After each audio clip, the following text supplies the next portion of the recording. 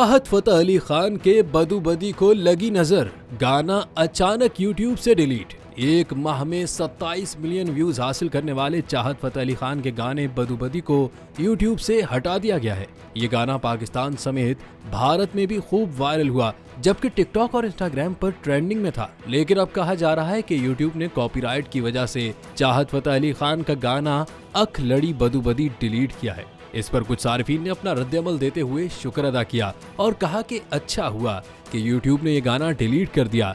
जबकि कुछ सार्फिन ने कहा कि चाहत फतेह अली खान की शोहरत को नजर लग गई है। जबकि कुछ सार्फिन ने शिकवा करते हुए कहा कि यूट्यूब ने आज तक वो सब गाने तो डिलीट नहीं किए जो बिना इजाजत के भारत की फिल्म इंडस्ट्री ने चुराए हैं।